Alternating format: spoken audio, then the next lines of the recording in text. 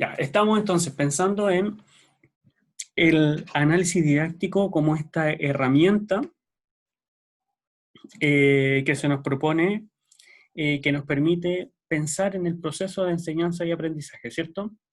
Teníamos un tema abierto todavía, que es la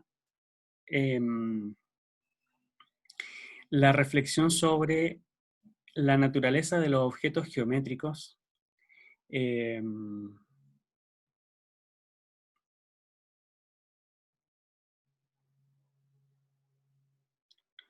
que estuvimos discutiendo y usted tenía una tarea pendiente, que era pensar en eh, dónde veía usted un objeto geométrico y qué le permitía verlo, ¿ya? Y si efectivamente el objeto geométrico estaba allí.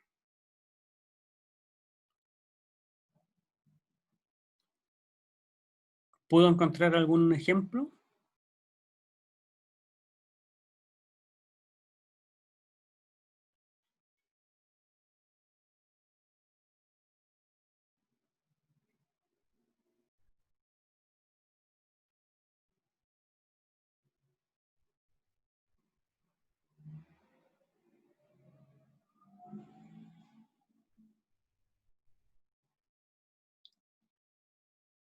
¿No?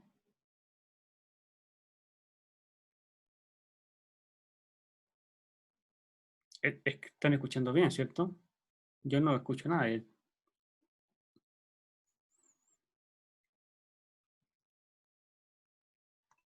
Sí, se escucha, profe. Ah, ya. Ya, porque les planteé una pregunta que quedó pendiente la semana pasada y no sé si lograron responder. Ya. Sebastián Muñoz dice, en los panales de abeja hay hexágonos. Eh,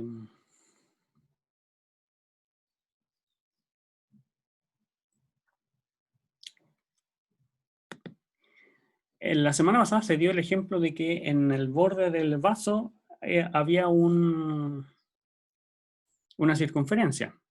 Y nos dimos cuenta de que no nos podíamos asegurar de que fuese efectivamente una circunferencia. Es decir, un lugar geométrico de todos los puntos que equidistan de un punto dado llamado centro.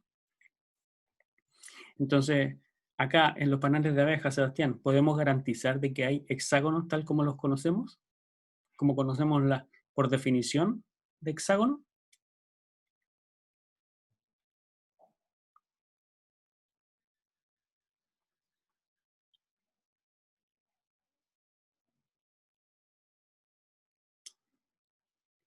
Ya, ok, insiste. Yo creo que no son hexágonos, que nosotros los asociamos a hexágonos y que tienden a ser hexágonos, pero yo no sé si el borde es efectivamente recto, ¿ya? O si tienen eh, alguna deformación, ¿cierto? Eh,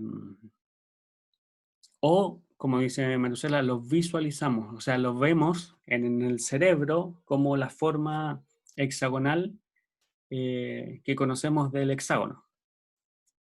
¿Ya? Pero no sé, o sea, yo opino más como Marcela, que es, eh, los visualizo como, ¿ya? O, eso es interno, ¿cierto? O eh, yo establezco una representación del hexágono, ¿sí? Como esa figurita que se ve en los paneles de abeja. Pero ese no es el hexágono. ¿Ya? Una pregunta que nos podemos hacer es, por ejemplo, ¿dónde veo yo un punto o una recta? ¿Ya? Cuando yo dibujo una recta, eh, lo que obtengo es la recta, es el objeto recta. Ángel, y No, profesor. si no es la recta, ¿qué es?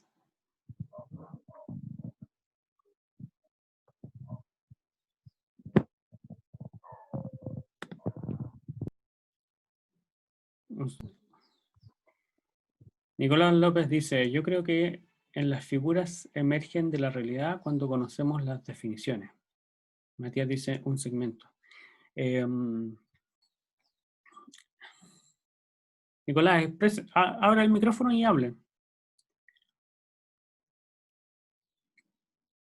Porque creo que se fue a otra esquina con su reflexión.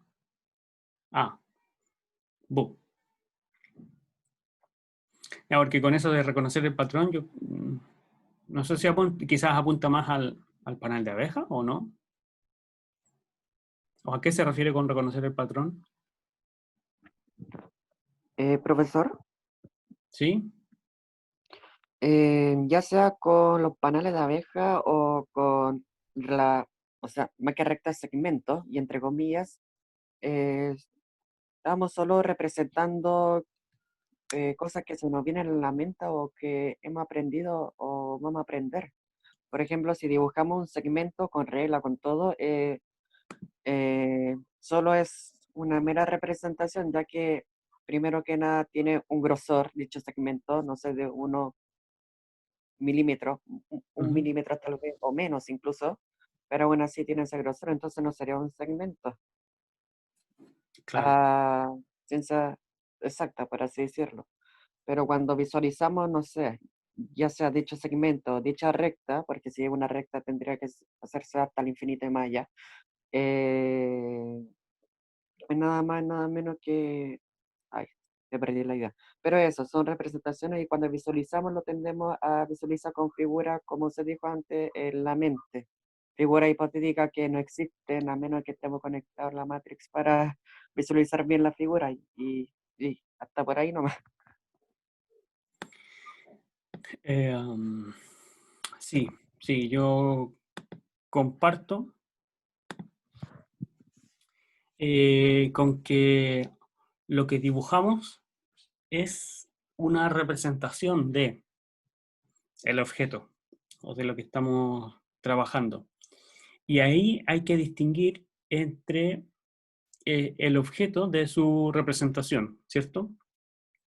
Cuando yo dibujo un punto, eh, es lo que yo entiendo por un punto, es decir, estoy sacando de mis ideas, ¿ya? Una forma, un medio para comunicar esa idea que tengo en mi mente y para que otro la pueda entender o que se aproxime a la idea que tengo yo de ese objeto. ¿Ya?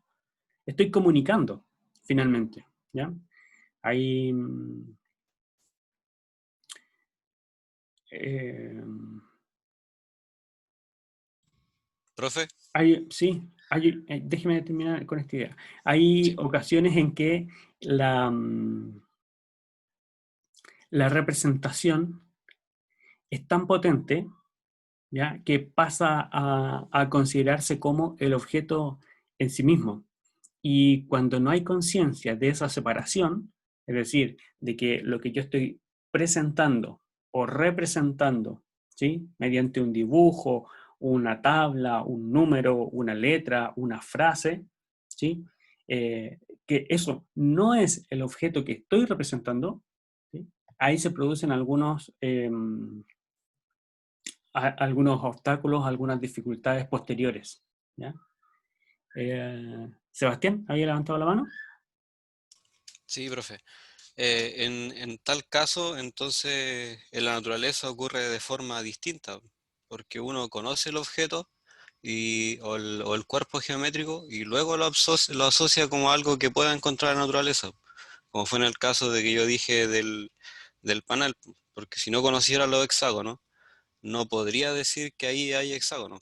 Entonces necesito conocer primero como la definición matemática o geométrica de algo para poder encontrarlo o asociarlo a algo que podría, entre comillas, encontrar en la naturaleza.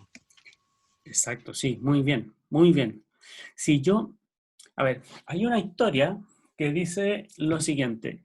Cuando llegaron de España a América, si quiere le llama colonizar, si quiere le llama invadir, o como quiera decirle, pero cuando llegaron, y llegaron por el mar, las personas que estaban aquí en tierra, que no habían visto nunca esos seres, ni esos artefactos en los que se desplazaban, en esos barcos, las personas de acá no veían barcos, no veían los barcos. ¿Sabe por qué?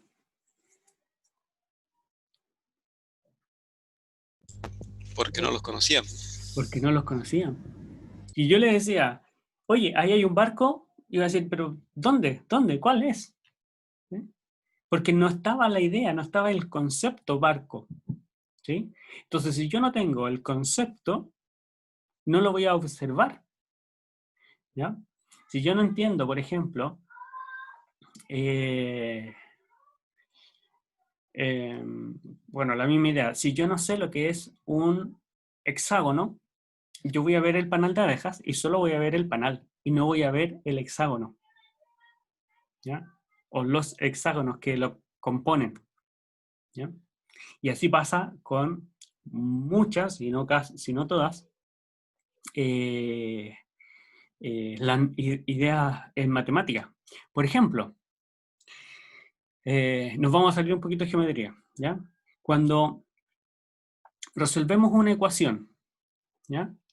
Resolvemos una ecuación y tenemos que, y nos queda, por ejemplo, menos x igual a 5, ¿sí? ¿Cuál sería el paso siguiente para determinar el valor de x?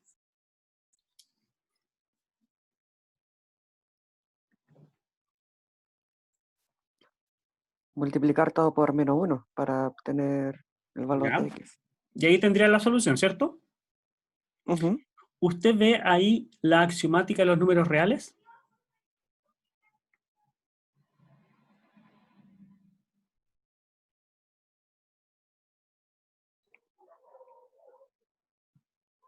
Mm,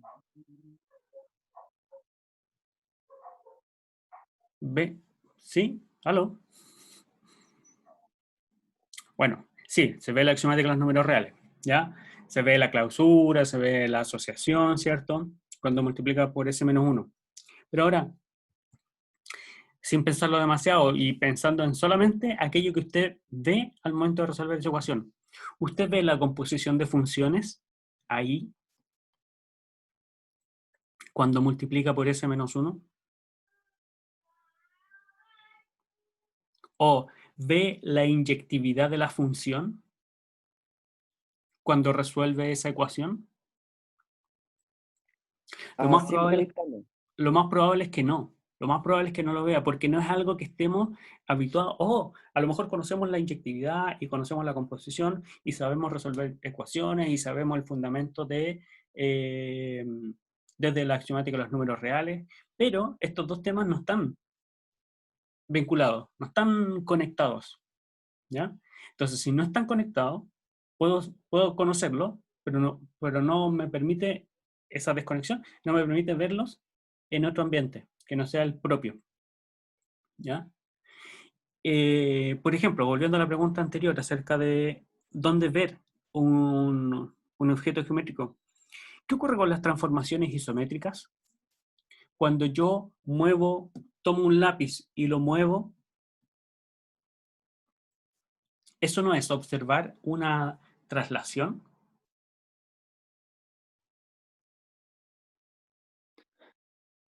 O sea, si nosotros estamos haciendo la traslación, no sería observar. Ahora, por ejemplo, si vemos, no sé, una abejita volando, por así decirlo, o no sé, no, más que una abeja, una pluma que está volando por los aires, que vendría a ser como un sistema de traslación, entre comillas, ahí estaríamos observando, creo yo.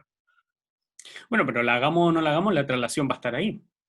Sí, Entonces, al principio como que quedaba la idea de que nada en geometría lo podíamos ver, que cualquier cosa que veíamos era una representación de. Pero, bueno, igual hay cosas que podemos ver que son las aplicaciones. O sea, yo no puedo ver la función traslación en el plano, no voy a ver las coordenadas así en el cotidiano, pero sí voy a ver el efecto que tiene esa traslación desde la teoría, desde la geometría, ¿sí? En los objetos del mundo real. Voy a ver traslaciones, voy a ver rotaciones, voy a ver composiciones de movimientos rígidos, ¿cierto? También voy a ver deformaciones, que es parte de la geometría, o sea, no todo tiene que ser eh, geometría plana, ¿ya? Hay otras geometrías que también están incidiendo en nuestro mundo diario, ¿sí? En el día a día, que a lo mejor por no conocer el concepto no lo estamos viendo, pero está ahí, o está su efecto, ¿sí? Con esa idea nos vamos a quedar para cerrar esa línea de naturaleza de los objetos geométricos. O sea, la geometría, si bien es cierto, es una ciencia o una rama, como queramos verlo, que trabaja desde el mundo de las ideas, pero proviene de un mundo eh, real y que a través de la observación del mundo natural, ¿sí? Y de la matematización, de la modelización de estos conceptos, se van generando teorías, ¿ya? Pero se produce una desconexión entre el mundo real y el mundo teórico, y nos quedamos trabajando en el mundo teórico. Cuando ocurre eso, a veces después no podemos volver al mundo real a ver estas aplicaciones, o no las vemos, ¿ya? O si nos quedamos solamente en el mundo concreto, vamos a generar unas malas concepciones de aquello que está acá en el mundo de las ideas. Lo que es un triángulo en el mundo concreto no es en realidad un triángulo en el mundo de la teoría. Lo que es el hexágono en el panal de la abeja no es el hexágono que yo conozco, ¿sí? Lo que es la circunferencia del contorno del vaso no es la circunferencia del mundo de las ideas geométricas, ¿ya? Entonces, estos dos mundos, entes, están relacionados. Uno sale a partir del otro y el otro me permite entender el primero, ¿sí? Pero no están desconectados. Yo creo que es importante no perder esa desconexión entre el origen y el resultado, porque el resultado puede dar también más explicaciones a este origen, ¿ya? Pero, profe, Sí. justo esa frase terminó como que el resultado puede dar explicación a su origen. Si al final todo lo que trabajo en el mundo concreto es real, o sea, al final, cuando empezamos a aplicar teoría y cada vez más ideas sobre que tenemos este mundo real, ya nos alejamos de este mundo real. Entonces, al final, ¿cómo podemos concluir? Um, buena pregunta, buena pregunta. Y Lo invito a reflexionar, pues. la idea, bueno, no es un asunto de forzar, pero la sugerencia es no perder de vista este origen, ¿ya? No perder de vista esto que el análisis didáctico nos pone como fase 1, que es el análisis del concepto, ¿ya? Profe, ¿Sí? como para reforzar un poco el hecho de que la geometría tiene, no sé, por así decirlo, su origen en el mundo real, cuando, volviendo al ejemplo de los panales, eh, obviamente en el cotidiano de nosotros, nos hacemos con un hexágono. Sin embargo, imagino que en la antigüedad, supongo que no conocían el concepto de hexágono, y cuando vieron el panel se formaron como una idea y no sé, lo nombraron hexágono, por así decirlo. Entonces, yo creo que refuerza más lo dicho por usted respecto a que de lo real viene como lo teórico. Oye, me perdí un poco, Eduardo. ¿Cómo? que cuando no sé si se inventan o se descubre la figura, casi siempre se hace como relacionado con la naturaleza, como por ejemplo los panales. Vieron una forma extraña de 6 lados, entonces supongo que lo dibujaron, no sé, supongamos que los antiguos griegos, Ujú. y de ahí inventaron, no sé, lo que es hoy en día un hexágono, por ejemplo, que todo viene de la naturaleza. Eso Pero era como... ya, ojo con eso, que a lo mejor la visión que tenemos de la geometría es muy limitada, muy sesgada, pero hay elementos en la geometría que no están en la naturaleza, ¿ya? Sobre Claro, todo cuando pasamos a ideas un poco más abstractas y espacios así topológicos más complicados, más rebuscados. Se me viene a la mente esta, esta superficie que se llama la botella de Klein, que, que al imaginársela ingresando líquido a ella, el líquido entra y sale a la vez. ¿Sí? Entonces, y son cosas, son asuntos de la geometría, claro, geometrías no euclidianas, por ejemplo, pero la geometría no euclidiana incluso podría ser más cercana que la geometría euclidiana. Si lo pensamos, eh, difícilmente tenemos un plano aquí en Valparaíso, por ejemplo, o en el mundo. El mundo, tal como lo conozco yo, no es plano, ¿ya? Por lo tanto, la geometría euclidiana se aplica solamente en porciones reducidas en el plano tangente a la circunferencia o a la esfera, ¿ya? Eh, la reflexión sobre los objetos geométricos, chicos, es, no sé si se acaba en algún momento, ¿ya? Es importante mantenerla siempre. De ahí el estudio sobre el currículum que están haciendo en el taller y la incorporación de elementos teóricos que estamos haciendo nosotros aquí en la clase. Es decir, cuáles herramientas me permiten hacer este análisis, mantener esta reflexión, entender de dónde vienen los objetos que voy a enseñar, cuál es su esencia, cómo se generaron, cuáles son los fenómenos que están atribuyéndole significado a estos objetos, para construir una propuesta de enseñanza, ¿ya? Vamos a lo del análisis didáctico, a ver si alcanzamos a hacerlo más o menos rápido.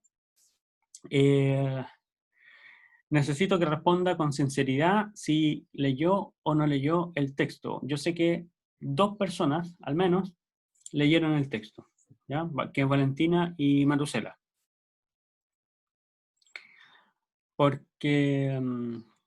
ya, y Paloma, sí, Paloma también había dicho. Ya.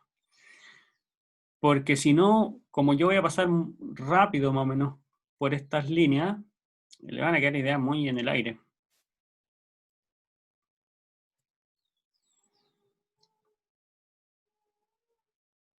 Bien. Ya.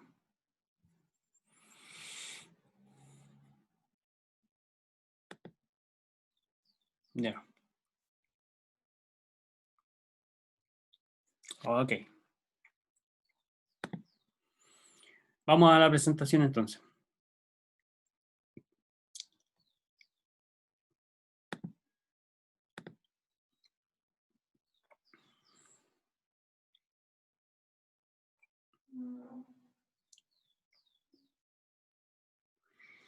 Ya, bueno, varios dijeron que no, así que vamos a tratar de hacerlo, si es que se puede,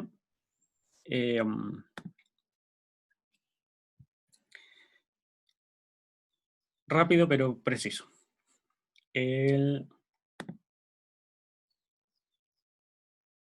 Presentación.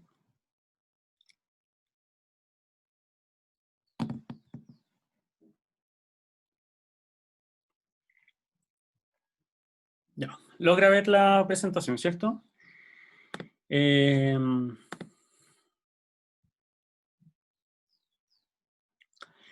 Entonces, como una herramienta para el diseño de la unidad didáctica de una clase o incluso de una actividad, el análisis didáctico se presenta, no es algo tan antiguo, ¿ya?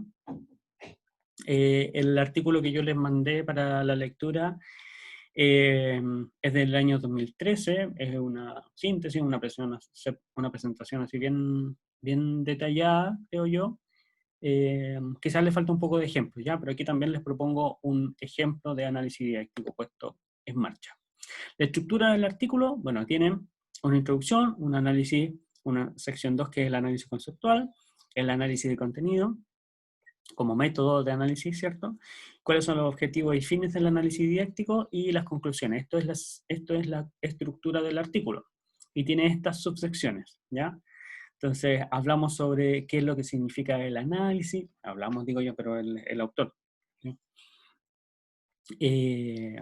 Las perspectivas históricas y didácticas del análisis, ¿ya?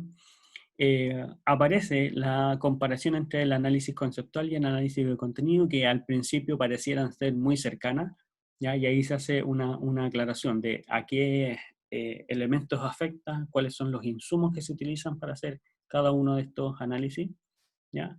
Y el análisis de contenido en las matemáticas escolares, bueno, porque va a ser nuestro foco, así que por eso este punto 3.3 es importante, ¿ya? Profe, ¿Sí?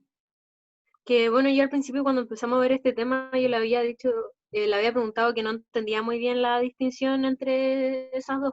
Sí, lo Y recuerdo. como para ver si ahora lo entendí bien, es la primera se trata de como un análisis del concepto en sí, y la segunda se trata como ese análisis del concepto, pero dentro de los libros de texto.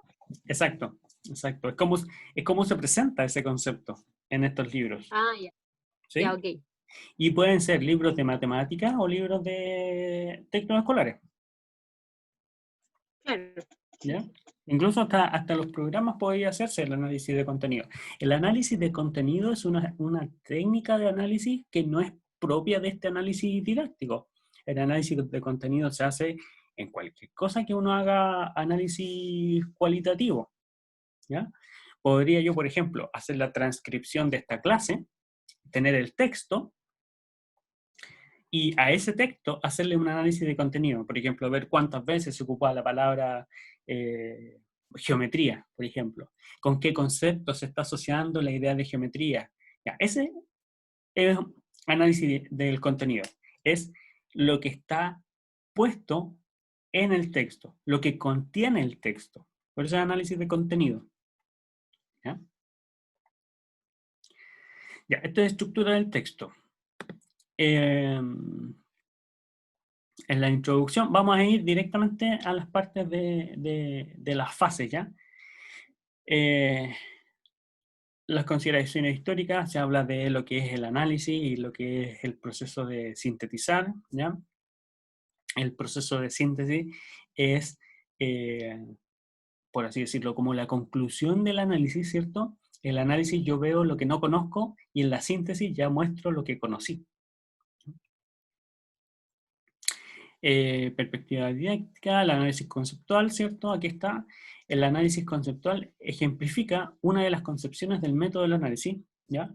El análisis conceptual encarna una definición, ¿ya? Partimos de algo, partimos de un elemento.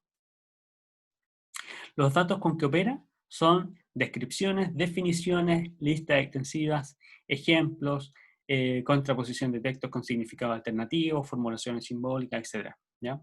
Se examina cuidadosamente la diversidad de significados. ¿Qué es una recta? ¿Ya? Una recta puede ser una línea en el plano, puede ser un conjunto, ahí voy asignándole distintos significados al objeto, ¿ya? Aquí cuando hablo de posibles conexiones entre términos y otros conceptos, puedo pensarlo como la generación de una red conceptual o un mapa conceptual cuyo centro o cuyo foco es el tema que voy a analizar, ¿ya? Se sirve de la historia, el análisis conceptual se considera como un método para trabajar y profundiza sobre los conceptos, ¿ya?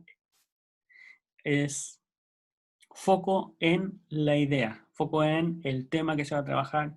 Por ejemplo, teorema de Pitágoras. Voy a trabajar en el teorema de Pitágoras y a partir de él empiezo a indagar los históricos, cuáles son los conceptos asociados, etc. El análisis de contenido, ¿ya? Como le decía yo, trabajan entre el mensaje y el discurso, en lo que está contenido en el texto, ¿ya? Su finalidad es descubrir la estructura interna de la comunicación, de cómo está escrito, de cómo se presenta esto, de cómo se presenta este concepto en un texto, ¿ya? Aparece esta tablita de comparación entre análisis conceptual y análisis del contenido. Vemos aquí, por ejemplo, aquí, unidad central de indagación, o sea, ¿qué se va a observar? Aquí, en el conceptual, se observa un término, un concepto, una idea, no sé, teorema de Pitágoras, ¿ya? Mientras que en el análisis del contenido, observamos el texto escolar en donde se expresa, donde se escribe, describe y ejemplifica el teorema de Pitágoras, ¿ya? Aquí ya partimos por esa diferenciación. Y los demás son, y claro, esta es una tabla comparativa. Entonces, ¿qué hace uno versus lo que hace el otro? ¿Ya? No dice que uno es mejor que el otro, ¿ya? Sino que son análisis distintos, son análisis diferentes que se hacen, ¿ya? Disciplina en la que opera, obviamente, el análisis conceptual en la epistemología, ¿ya? En el conocimiento. La otra, en cualquier área, ¿ya? En cualquier área, pero utiliza el discurso, ¿no? Utiliza el texto. El análisis de contenido en las matemáticas escolares se utiliza, fíjese, de contenido, es decir, voy a ver los textos, ¿ya? ¿Para qué? Para establecer significados a los conceptos. ¿Qué se va a entender por? ¿Ya? ¿Cuál es la idea que se va a transmitir, que se tiene que transmitir del teorema de Pitágoras? El teorema de Pitágoras va a ser algo que afecta solo a triángulos rectángulos. El teorema de Pitágoras va a ser una relación numérica, a cuadrado más b cuadrado igual a c cuadrado, o el teorema de Pitágoras va a ser otra cosa, ¿ya? Estos son significados que los textos van a ir privilegiando o no, o dando énfasis, ¿ya? ¿De qué nos sirve a nosotros? Nos aporta conocimiento para diseñar y evaluar un texto de matemática. Fíjese que como profe, nosotros nos vamos a enfrentar a una institución que posiblemente consiga textos escolares de otra parte, ¿ya? Ya casi no quedan colegios o escuelas que fabriquen sus propios textos escolares.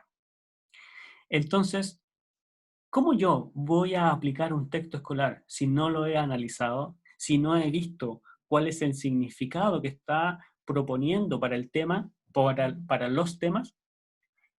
¿Ya? ¿Cómo puedo decir este texto es mejor que este otro? ¿Ya?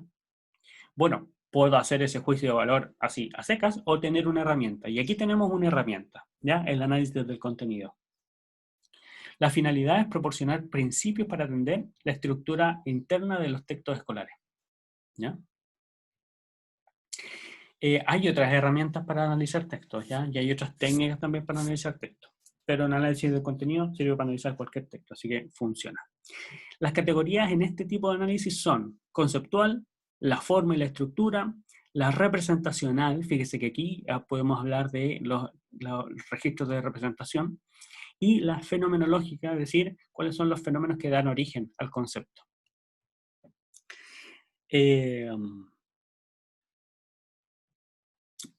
¿Para qué se ocupa? Bueno, seleccionar, una sola voz, registros de representación, establezco significados y,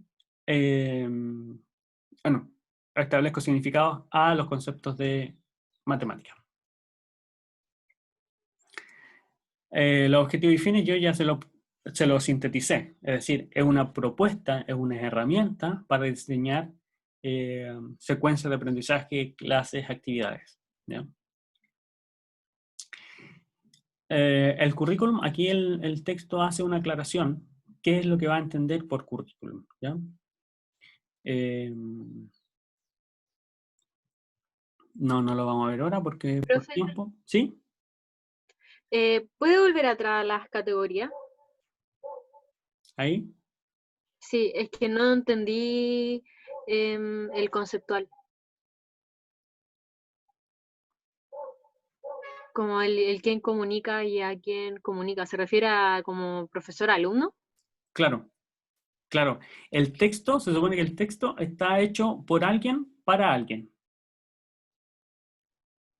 Ya, ¿Sí? sí, ahora sí. Por ejemplo, el discurso del presidente está hecho por el presidente, esperamos, ¿cierto? Con su comité asesor, y está hecho para el resto de los mortales. ¿Ya? El Ya, texto ok. escolar está hecho por un grupo de profesionales para los estudiantes. ¿Ya? Eso, las demás categorías también. No, no, era solo la conceptual que no me había quedado claro cuando la leí, entonces como que la tenía destacada. Ah, ya. Bien, objetivos y fines, nosotros lo vemos como una herramienta para diseñar clases, finalmente. ¿Ya? En términos más elegantes, dice dirigir y sistematizar la planificación y puesta en práctica de procesos de enseñanza y aprendizaje en contenido matemático específico. No es una herramienta general de la pedagogía, ¿ya? Está pensada en la matemática, ¿ya? Eso es importante tenerlo muy presente. Ya. Los procesos de síntesis, la síntesis de conceptos, procedimientos y propiedades proporcionan criterios para su resumen y organización, ¿ya? Este producto que yo le digo que vamos a generar después de cada una de las fases nos va a servir de insumo para diseñar esta sesión, para diseñar la clase, ¿ya? Para poder elegir cuáles son las representaciones más adecuadas para esto, cuáles son los significados que quiero fomentar, los que quiero comunicar, ¿cierto? Si tengo, por ejemplo, que distribuir esas cosas en diversas sesiones, de aquí tiene que salir ese insumo, ¿ya? Qué es lo que quiero, eh, qué es lo que quiero que se aprenda, ¿sí? Ahora, y como decían delante, cómo se aprende, podríamos incorporarlo, ¿ya? Pero en la fase que corresponda. Aquí hay un ejemplo para números decimales como red conceptual. Entonces parto del hecho de números decimales. Genero una red de conceptos, un mapa conceptual, ¿ya? Desde el análisis didáctico, ¿ya?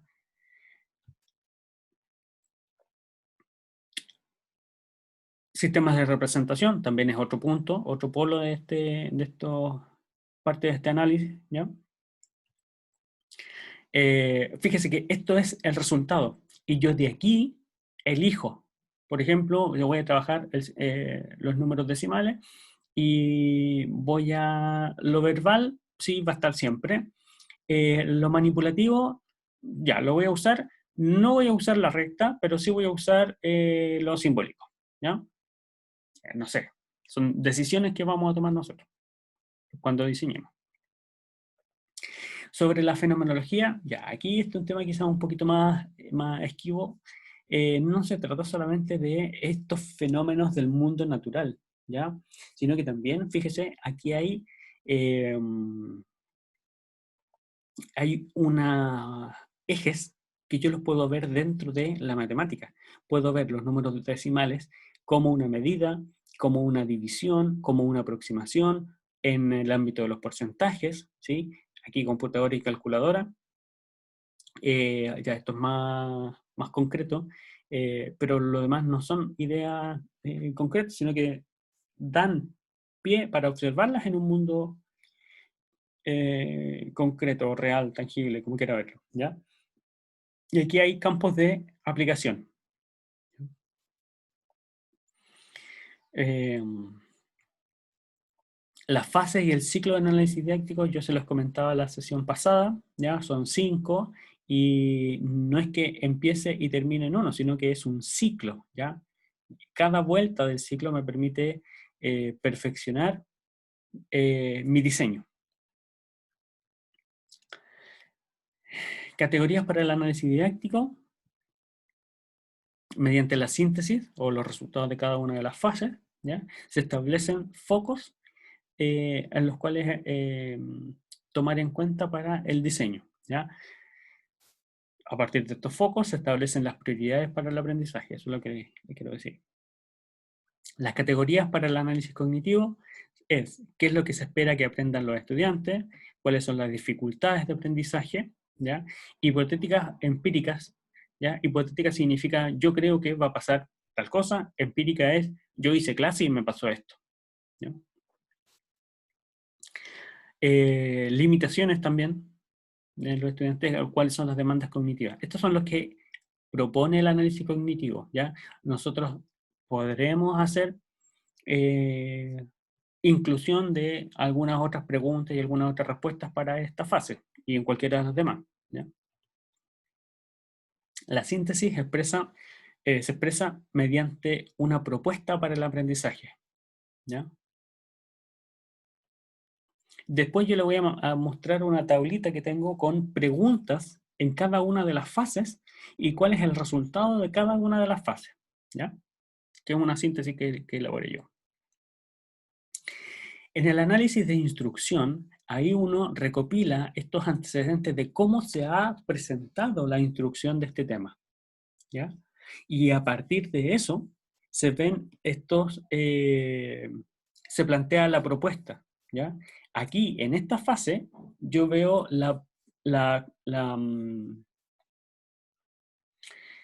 veo el espacio para concretar mi propia propuesta de enseñanza a partir de todo lo que ya hice, ¿ya? La síntesis de instrucción se ocupa de compendiar, o sea, de recolectar, ¿sí?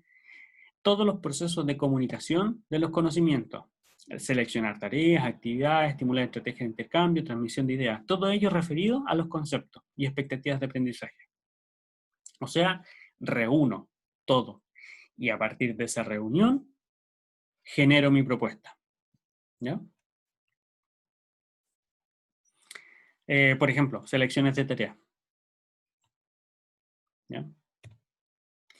Y el análisis evaluativo es mirar atrás, qué se hizo, cómo se hizo, por qué se hizo así y cómo podemos mejorar, ¿ya? 3 tipos de categorías. En primer lugar, los criterios e instrumentos para diagnosticar, ¿ya? Luego, interpretar estos rendimientos, ¿ya? Y finalmente, tomar una decisión, ¿ya?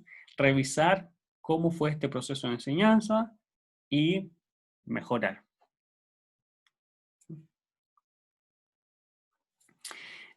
Aquí podemos hablar de evaluar tanto el desarrollo de la sesión como los aprendizajes logrados en los estudiantes, ¿ya?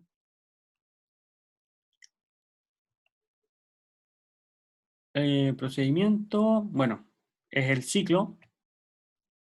Ya, y ahí estamos. Express. La misión de ustedes, o lo que se viene ahora, es justamente tomar el análisis didáctico y aplicarlo sobre un tema. Entonces, ¿cuál tema? Depende de que terminemos el trabajo en el taller, de esta división del eje de geometría en distintos polos o temas, ¿ya? Y trabajar sobre ellos. La idea es que cada grupo tenga un tema distinto, ¿ya? Entonces, cuando llegue la hora de trabajar, de observar las producciones de los compañeros y mostrar las producciones propias, vamos a tener un abanico, ¿sí?, de propuestas de enseñanza en geometría que nos va a servir a nosotros mismos de insumo después, porque vamos a ver la propuesta, vamos a ver el análisis que se hizo en conjunto, que se va a hacer en conjunto, y vamos a ver cuáles son las propuestas de mejoras también, ¿ya? Entonces vamos a tener, o sea, son 18 grupos, 18 experiencias, actividades o clases ya en nuestro bolsillo. que son valiosas después cuando tengamos que hacer clases de geometría. ¿Alguna pregunta? ¿Alguna intervención que quieran hacer? Yo tengo una duda. Marcela. Es que no entiendo a qué se refiere cuando habla de los temas que tenemos que coger por grupo. No sé si se refiere al diseño, al segundo diseño, o se refiere a la categorización de los objetivos de aprendizaje. Ya. O se refiere a algo distinto a eso. No, es a los dos en realidad. Es a los dos. Cuando hablamos de temas en geometría, por ejemplo, esta categorización que están haciendo con Brian va a permitir establecer que en geometría hay, por ejemplo, un foco o un eje sobre el tratamiento de las medidas. Hay otro foco que es sobre el tratamiento de, no sé, figuras planas. ¿Ya? Hay otro foco que está sobre el trabajo vectorial. ¿Ya? Entonces, cada uno de los grupos va a elegir en esos temas, en esos focos, en esas líneas, un objetivo de aprendizaje, un concepto que abordar. Y para eso va a diseñar una propuesta. ¿Ya? Y esa propuesta es el diseño 2. ¿Marusela? ¿Sí? Sí, gracias. Ya. Entonces, como cada grupo va a trabajar en temas distintos, y vamos, la idea es cubrir toda geometría de séptimo a cuarto medio. ¿Ya? No sé si lo logremos. Por eso yo propuse, en realidad, 2 diseños. El primero, fueron 3, pero el primero fue de prueba y ese no lo cuento. Entonces son 2 diseños, es el diseño 2 y el diseño 3. Entonces en el diseño 2 abordamos un tema particular de geometría con todo este insumo teórico para trabajar. ¿Ya? Y en el diseño 3 podemos abordar un nuevo tema. ¿Ya? La idea es abarcar harto y generar hartas experiencias. ¿Ya? Entender en profundidad un tema, ¿ya? Y que otros compañeros nos puedan reportar esta profundidad de análisis sobre los temas que no hemos estudiado. Entonces, va a ser ganancia para todos cada una de las propuestas que ustedes hagan. ¿Ya? No sé si hay alguna otra pregunta antes de terminar. Yo de nuevo. Es que no hay alguna forma de que se pudiese registrar en el aula cuáles fueron los temas tocados en la primera instancia, como para no repetir. Y que también se pueda dar para el segundo diseño, cosa de que mientras vaya gente que vaya escogiendo ciertos temas, tampoco se repitan. No sé si eso pasó en el primer diseño, que se repitieron cosas, En el primer pero diseño daba lo mismo, porque era, como era así, poco, sin estructura, daba lo mismo que eligiera un tema o no. Ahora, de ahora en adelante, las cosas van a ser estructuradas con estos referentes que le estamos dando, ¿ya? Sí es importante que claro, que no se repitan. Y ahí nosotros vamos a organizar, una vez que tenga hecha la clasificación o las categorías dentro de geometría, vamos a hacer la repartición de temas, ¿ya? ya, Porque ya, además gracias. queremos intersectarlo, o sea, mi idea es intersectar esta temática de trabajo de cada grupo con, no sé si va a ser posible, con los aspectos más deficientes del diagnóstico que dieron. ¿Por qué? Porque, por ejemplo, a ti, Marusela, te cuesta triángulos, supongamos, ¿ya? Entonces, ¿qué voy a pedir? Que tú trabajes en triángulos. Y así profundizas en aquello que te cuesta, te solidificas porque vas a tener que estudiar sobre triángulos, sobre todo este análisis del contenido, el conceptual, etc. Y además generas una propuesta de enseñanza. ¿Ya? No sé si esto va a ser posible. Como son grupos de 3, ahí las 3 personas podrían tener dificultades diferentes. Pero bueno, lo vamos a intentar así. Pero sí, claramente vamos a repartir y organizar los temas de modo que no nos repitamos. Bien. ¿Algo más que acotar? Genial, Maricela. ¿No? Ya, si no hay más preguntas, yo agradezco la participación de quienes pudieron hablar o escribir hoy día. Si usted se conectó y solo escuchó, también, perfecto, gracias por estar. Acuérdese que este curso lo hacemos en conjunto. Yo, por estas primeras clases, estoy hablando harto y casi toda la clase, pero después le va a tocar a usted. Así que vamos preparándonos para hacer intervenciones. Léase los textos, por favor. Van a hacer insumos, va a tener que hacer reportes sobre la aplicación del análisis didáctico. Y nada, pues si tiene alguna duda, pregúntela nomás, ¿ya? Siempre están abiertas las líneas de comunicación para que las pueda plantear. Muy bien. Gracias por conectarse, chicos. Que estén muy bien. Creo que nos pasamos en la hora, pero no importa. Todo entretenido. Espero que les haya gustado tanto como a mí. Que estén bien.